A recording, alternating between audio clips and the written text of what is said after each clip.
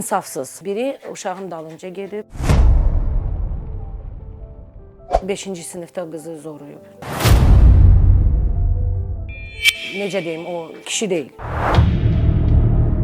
Dəlixanaya yerləşdiriblər ki, bir adı ilə ki, bu dəlidir. Ondan sonra çıxardıblar. Başqa bir ailənin başına oyun açıb bu insafsız. Özünü öldürmək istəyirdi, yaşamaq istəmirdi. 5 dənə əməliyyat olub uşağa. Ona artıq bullying başladılar eləməyə. Gülürdülər, götürürdülər, nəysə başına atırdılar. Mən deyir, ölüm. Sənə deyir, əziyyət verirəm.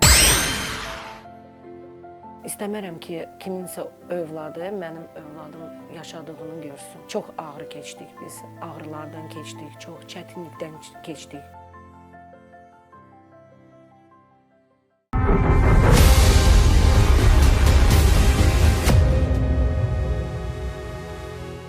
Salam hörmətli tamaşaçılar, Dəhşətin portretini izləyirsiniz. Bugünkü qəhrəmanım isə balaca Kamilla İsmayılovadır. Kamilla hələ həyata ilk addımlarını atanda həyat ona sərt üzün göstərib. Onun başına gələn hadisələri isə anası Elmira İsmayılova bizə danışacaq. Xoş gördük sizi Elmira xanım. Elmira xanım, biz Kamillanın həyat hekayəsi ilə bağlı sizinlə görüşürük. Zəhmət olmasa qızınızın başına gələn hadisədən danışardınız. Salam, birinci xoş gəlmişsiniz. Çox sağ olun ki, bizim problemimizlə məsələni qaldırmışsınız, bizə köməkli dəstək olursunuz. Qamuçka balaca vaxtından körpə olanda bir balaca həstə uşağı idi. Normal, sağlam insan, sadəcə çox zəif idi. Hardasa 3 yaşında bilindi ki, insulin rezistensiniz çox yüksəkdir, gözündə problemlər çoxdur. Amma müalicə görürdü, hər şey normal olmuşdu. 3 il öncə uşaq aprel ayında uşaq məktəbdən qayıdanda onun dalınca bir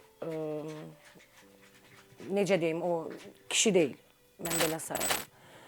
İnsafsız biri uşağın dalınca gedib və uşaq çox qorxub. Hücum eləməyi istəyirdi. Sadəcə qurban Allahıma Kamıçka həm hündürdür, həm böyükdür deyə o qapını bağlaya bildi, özünü qoruya bildi. Qonşular da çıxdı, hamı kömək elədi. Ondan sonra Kamanın çox problemi üzə çıxdı. Birinci, heç yaşamaq istəmirdi, qorxdu, ağlayırdı, gecə-gündüz ağlayırdı, özünü öldürmək istəyirdi, yaşamaq istəmirdi. Ondan sonra bütün problemlər üzə çıxdı. Təzyiq 200-dən yuxarı qalxırdı, biz bilmirdik.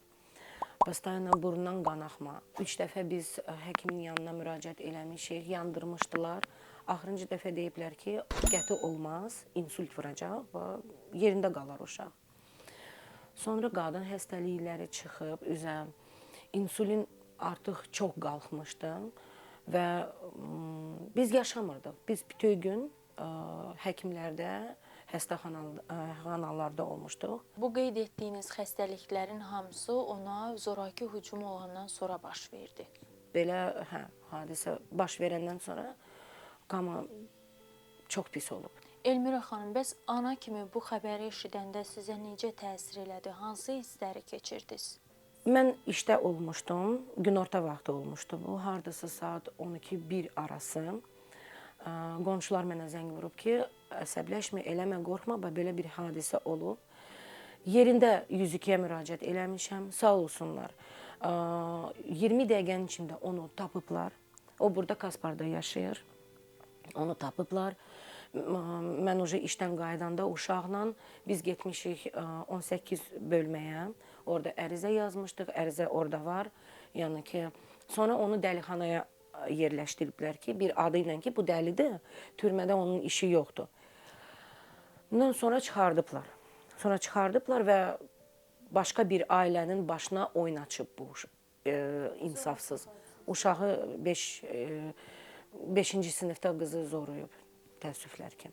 İndi də çıxardıblar, gəzir, sərbəst gəzir. Həm piyanskadır o, həm də indi belə. Ondan sonra Kama çox stres keçirdib və 5 dənə əməliyyat olub uşağa. damarı da kəsiblər aprel ayında. Sonra endokrinologiya mərkəzi dedi ki, uşaqda hərçəngə meyillik var. Yəni ki, dərmanlar nə yazmışdılar, heç nə kömək eləmirdi, heç nə. İğnə vururdıq, Azimpix, bu da özünüz bilirsiniz. Mən özüm alırdım bu iğnəni, bu 240 manat. Tək başına övladları saxlayıram. Nə aliment alıram, nə heç nə. Bir maaşa yaşayan bir insan.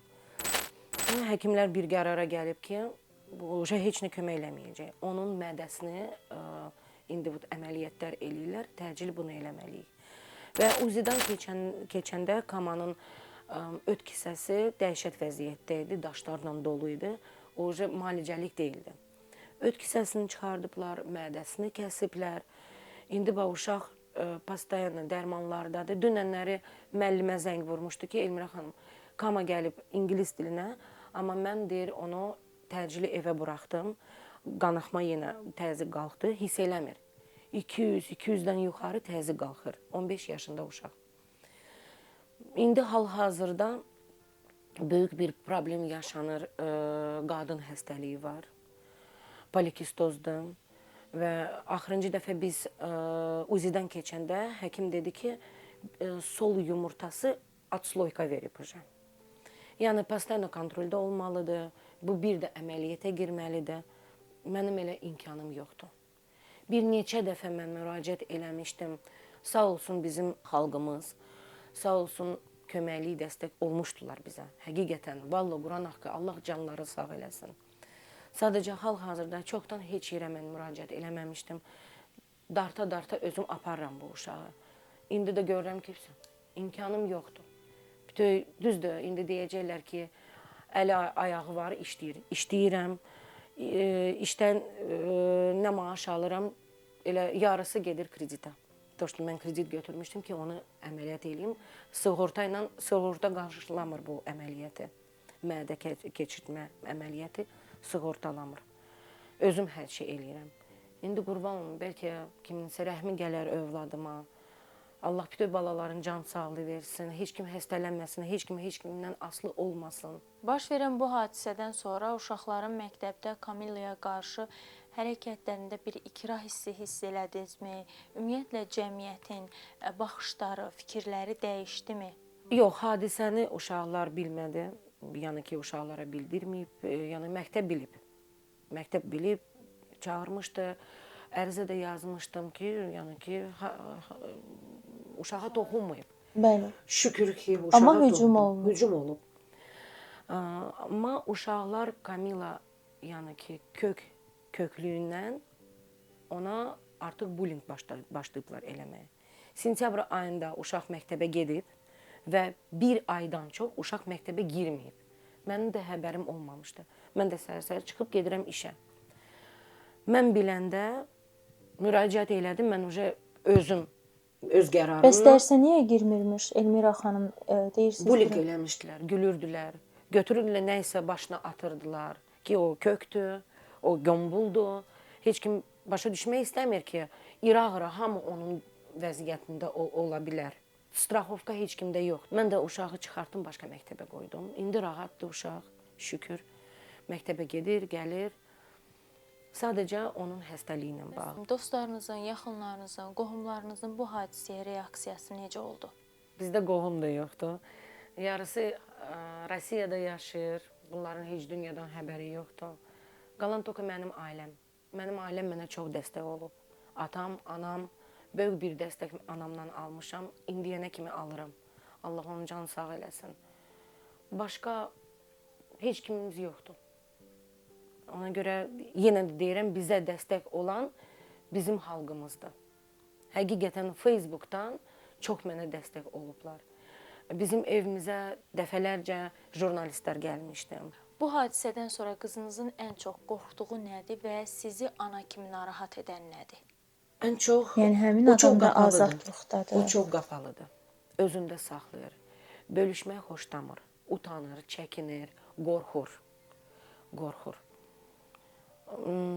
Çox şikayətlər olur ki, mama qarnım nahiyəsi ağrıyır.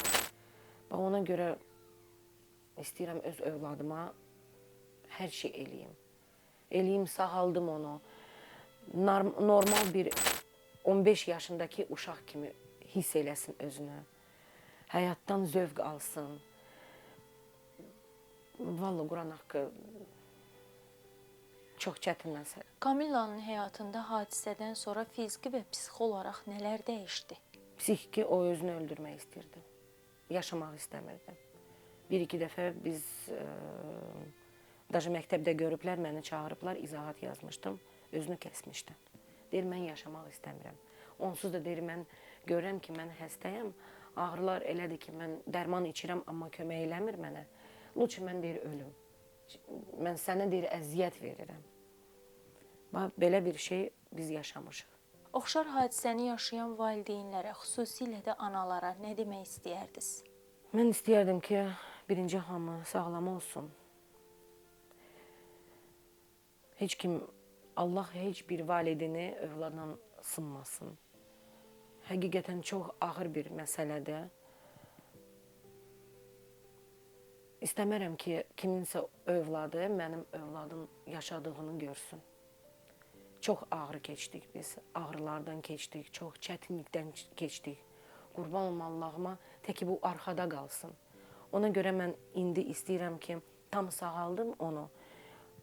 Demək olar ki, 70% biz keçdik. Həkimlər məsələyə necə münasibət bildirir? Bir sağalma ümidi verirmi sizə? Verir. Biz indi hal-hazırda bir dənə yaxşı həkim tapmışıq, Rəyna xanımdır, ginekoloqdur. Sadəcə onun qəbulu, uzi, analizləri bir balaca maddi cəhətində çoxdur. Ona görə bəlkə yardım olsa, mən onları da axıra kimi eləyim, uşağımı sağaldım. Bizim vasitəmizlə cəmiyyətə və aidiyyatı qurumlara bir sözünüz varmı? Çox xahiş eləyirəm bəzi insanlardan heç kimi qınamasın. Heç kim qınamasın. Bugün biz varıq, sabah yoxuq. Ya da bugün sağlamıq, sabah Allah eləməsin kiminsə hansısa xəstəlik üzə çıxır. Bizi çox qınamışdılar. Çox yazmışdılar. Даже bununla bağlı müraciət eləmişdim. Yenə də 18 nömrəli Nərimanov bölməsinə. Bütün kağızlarla, yəni ki, sübutlarla ki, bu həqiqətən bu uşaq xəstədir. Mən öz cibinə, yəni təzə koftama, təzə zakolka alma, mən o pulları yığmıram. Nə yığılmışdı, hər şey gedirdi uşağa. Hər şey. Düzdür, hal-hazırda sağ olsun bizim cənab prezident belə bir sığortalar var. Amma yenə də sığortalar onu qarşılamır. Bir şeyi qarşılayır, o birisi şeyi qarşılamır. Ona görə istəyərdim ki, hamımız bir-birimizlə mehriban olaq və bir-birimizə dəstək olaq. Öz vaxtında mən həqiqətən çox yardım eləyirdim ailələrə, kasıb ailələrə, yetim evlərinə gedirdim. Bəlkə ona görə Allah Taala nə qədər mən yaxşılıq elədim, o qədər də yaxşılıq mənim qabağıma çıxartdı ki, heç olmasa mənim övladım ölürdü. Həkimlər deyirdilər ki, biz bilmirik nə etmək olar. Heç nə, даже Moskvadan dərman gətirir. Ginekoloji problem nədən yarandı? Həmin o stressdən sonra yaşadıqları hansı hücumdan, hadisədən sonra yarandı? Sonra mənə belə izah eləyiblər həkimlər. Потому что mən elə şey görməmişdim uşaqda.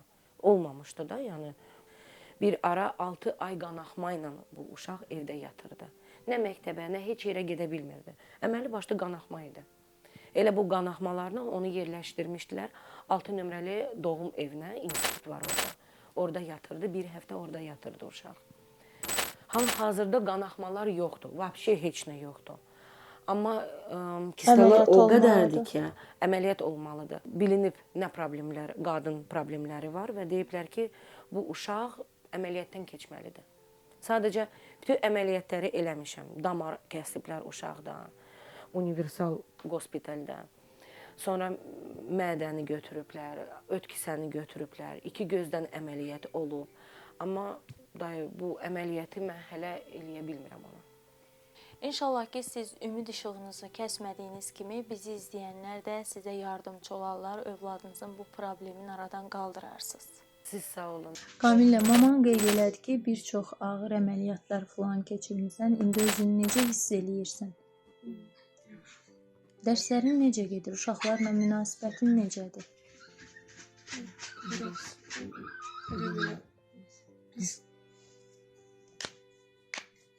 Niyə? Onlar nəyə görə səndən normal davranmırlar ki? Yad münasibət bəsləyirlər sənə. Köklüyünə görə. Elmira xanım, çox sağ olun ki, balaca Kamillanın başına gələnləri bizlə bölüşdünüz. Bunun üçün sizə təşəkkür edirəm. Çox sağ olun. Hər şeyə görə çox sağ olun. Hörmətli tamaşaçılar, Elmira xanımın anlatdıqları sizin üçün də bir mesajdır. Çalışın ki, övladlarınızı hər şeydən və hər kəsdən qoruyun. Ona görə ki, onlar bizim ən dəyərlilərimizdir. Həyatda hər şeyi onlar üçün qazanıb əldə eləyə bilərik. Amma onların sağlamlığını itirdiksə, artıq bunun üçün həyatda hər şey dediyimiz gec ola bilər. Ona görə də övladlarınızı, əzizlərinizi qoruyun ki, onların həyatında dəhşətli portretlər yaranmasın. Sağ olun, görüşərik.